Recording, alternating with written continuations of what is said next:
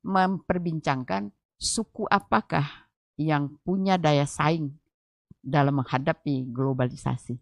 Ternyata 2 suku, Minang, Batak, tapi lebih unggul Minang. Jadi Minang ini dia mempunyai daya adaptasi yang luar biasa. Nah, di mana saja dia bisa tumbuh. Kemudian dia tidak bersifat eksklusif. Kemudian juga sangat orang Minang itu kan kita lihat diaspora Minangkabau itu mungkin saingannya Cina dan Yahudi. Tapi tidak pernah orang Minang menamakan tempat dia merantau itu Kampung Minang. Kalau di Padang ada Kampung Jawa, Kampung Keling, Kampung Cino, Kampung Nias. Minang tak pernah. Kenapa Sebab itu, Bunda? Dia ajarannya di mana bumi dipijak, di situ langit dijunjung. Jadi bumi dia sadar betul bahwa bumi ini satu. Langitnya juga satu. Kita berdiri dari Amerika, bumi itu juga. Langit dan dijunjung langit itu juga. Jadi makanya orang Minang di sangat mudah beradaptasi di mana lingkungan. Makanya tidak membuat kampung sendiri. Tidak membuat kampung sendiri. Dan kita lihat di dalam perkembangan di Nusantara ya, konflik-konflik horizontal itu kan jarang orang Minang yang dihujat. Orang Minang itu lebih banyak dia menjadi mediator. Benar. Nah, karena itu tadi dia orang Minang itu ajarannya kalau anaknya mau merantau, tagak badusana mamaga dusana, tagak bakampung mamaga kampung, tagak menegari mamaga negari, tagak babangso mamaga bangso, tagak di tagak mamaga sampai tagak. Berarti memang melebur. Iya, melebur. Dengan Dima dia tagak. Dima dia tagak, tapi tidak hilang dirinya. Benar. Jadi dan orang Minang tuh keunggulannya lagi merakit.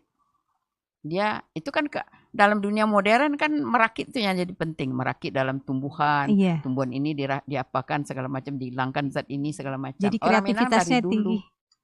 Contoh misal kita lihat pelaminan. Coba lihat pelaminan. Ada Cina, ada India, ada Arab. Tapi tidak pernah orang mengklaim itu punya kami. Itu keahlian orang Minang merakit milik orang menjadi milik dia. Menjadi sesuatu yang baru. Sesuatu yang baru yang orang tidak bisa komplain. Sama dengan pakaian laki-laki.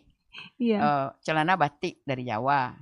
Baju gunting Cino dari Cino. Sarung Bugis dari Bugis. Rencong dari Aceh. Kopia dari Medan.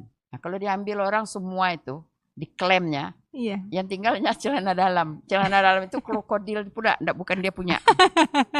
Benar, Bunda. Nah, jadi kemampuan dia merakit itu, sehingga orang nggak bisa ngambil karena itu kesatuan. Dia sudah menjadi kesatuan dan orang percaya mengatakan orang Bugis yang punya sarung Bugis itu udah pakaian orang Minang. Iya, karena dia paling ada yang mengkomplain waktu acara penobatan adik Bunda kan ada raja dari Makassar. Itu bukan Makassar, bukan Bugis, itu Bunda Mandar itu sarung Bugis. Itu. Paling itu aja gitu. Tapi mereka itu punya kami, enggak. Itu keunggulan. Dan Minang. Itu keunggulan untuk masa modern. Dalam zaman modern sekarang. Ini teknik-teknik ini kan main rakit-rakit semua. Keahlian itu. Jadi artinya orang yang bisa merakit berarti orang yang punya daya imajinasi yang sangat kuat. Betul. Orang yang punya daya imajinasi yang sangat kuat pasti orang yang cerdas. Betul. Dan orang Minang yang berguru ke alam itu orang-orang yang punya kecenderungan saintis. Itu tadi Bunda. Saya setuju sekali bahwa orang-orang yang berguru ke alam itu adalah saintis. Dan saintis itu ilmunya long lasting dan bisa diterima segala zaman. Dan tetap maju. Berlanjut. Karena dia tidak akan pernah berhenti untuk menggali Iya. dan untuk belajar dengan alam itu kan.